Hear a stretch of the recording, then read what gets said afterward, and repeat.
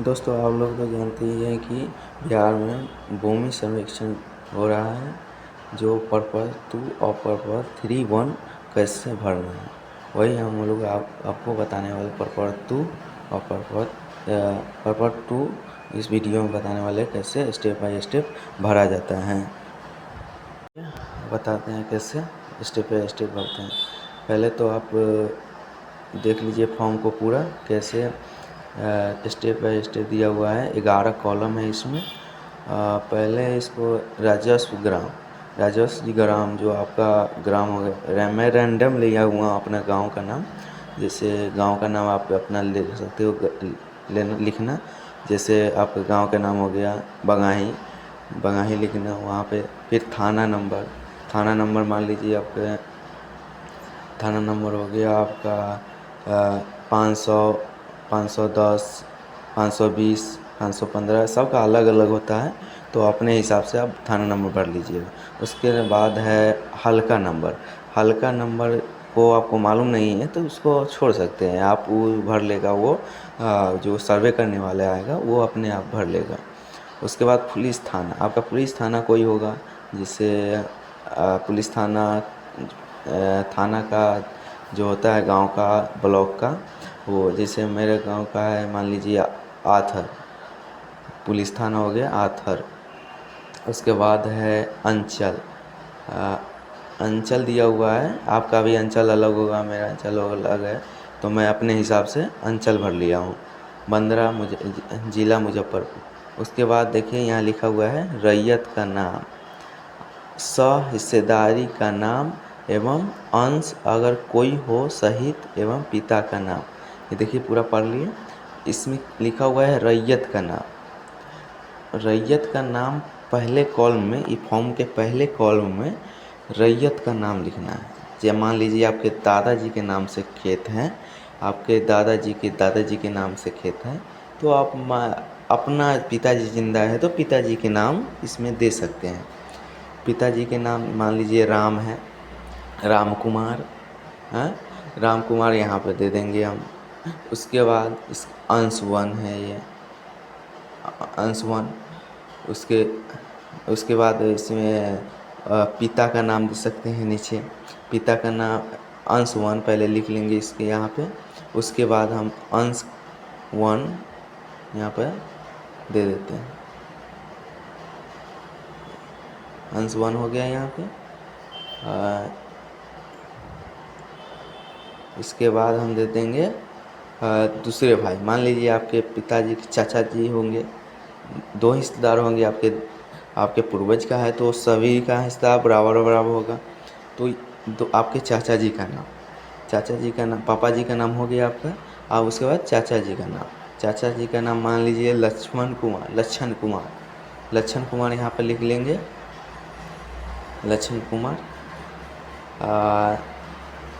कुमार हो गया। इसके बाद आप लिख लीजिए यहाँ पर आपके पिताजी का, आपके दादाजी का ये अंश 2 हो गया।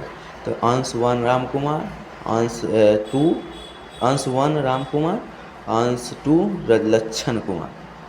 यहाँ पर अंश 2 लिख देंगे लक्ष्मण कुमार के नीचे। उसके बाद 2 बेटा है, 2 बेटा के बाद आप यहाँ पे दे सकते हैं पिताजी का नाम क्या है। तो आपके दादाजी का क्या नाम हुआ,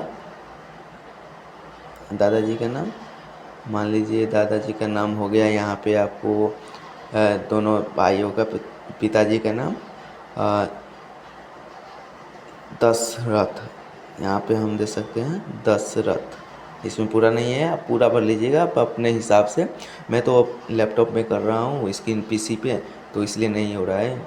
वो आप अपने हिसाब से कलम से थोड़ा छोटा लिखना। यहाँ हो गया पिताजी का नाम दशरथ। उसके बाद यहाँ पे दूसरा कॉलम में दिया हुआ है अस्थाई पता।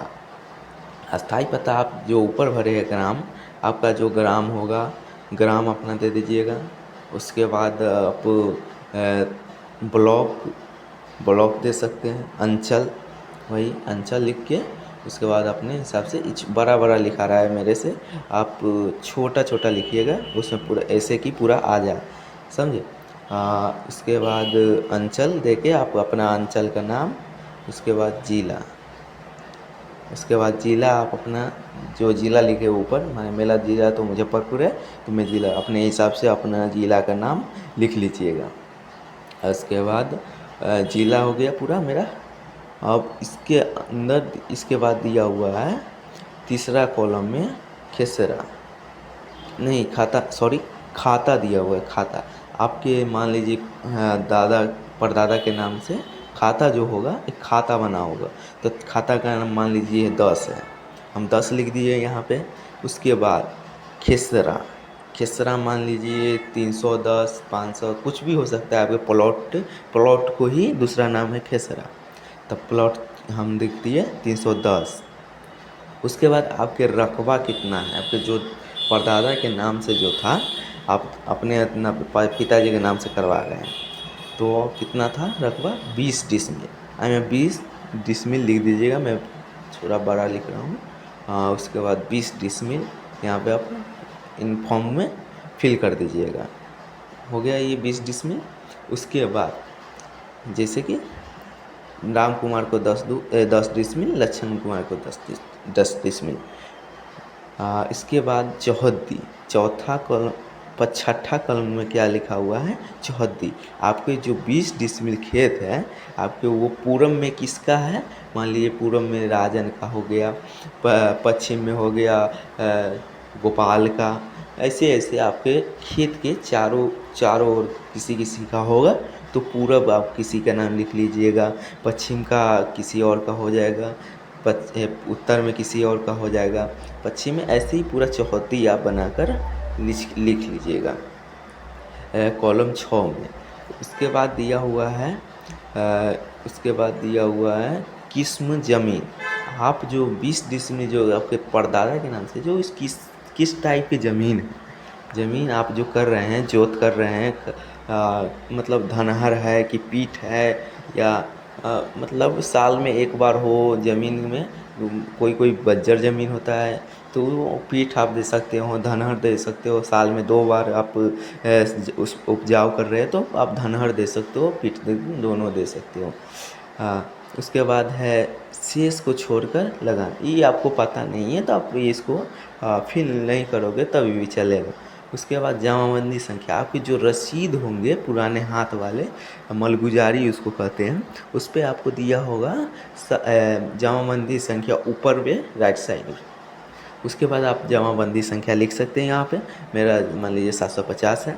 उसके बाद आपको भूमि का दावा क्या है, आप उत्तराधिकार है या बंदोबस्त है, ये आप लिख सकते हैं कॉलम नंबर 10 में। आप खरीदे हुए हैं तो केवाला लिख सकते हैं सब। उसके बाद अभिव्यक्ति, उसके बाद खाली छोड़ देना, उसके 11 नंबर कॉलम में 11 छोड़ देना खाली आपको। उसके बाद दिया हुआ है यहाँ नीचे, आप फॉर्म पूरा फिल कर लीजिएगा। आप अपने हिसाब से प्लॉट बाय प्लॉट एक भर सकते हैं, इसमें जगह है और एक प्लॉट और आ जाएगा इसमें नीचे, आप इसको अभी भर सकते हैं कॉलम देख के।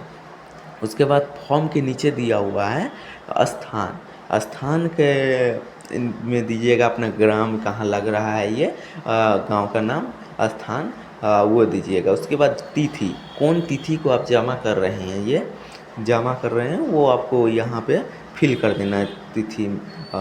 इसके बाद यहाँ पे रैयत का हस्ताक्षर, अंगूठे का निशान, मान लीजिए आपको पापा जी नहीं पढ़े लिखे हैं तो अंगूठा का निशान भी दे सकते हैं, हस्ताक्षर भी कर सकते हैं, तो ऊपर में आप यहाँ पर हस्ताक्षर कर लीजिएगा। उसके बाद मोबाइल नंबर, यहाँ पर मोबाइल नंबर फिल कर दीजिएगा, मोबाइल लिख के। उसके बाद आधार का नंबर यहाँ पर फिल कर दीजिएगा, ये दोनों फिल हो जाएगा। उसके बाद यहाँ पे आप पूरा फुल फॉर्म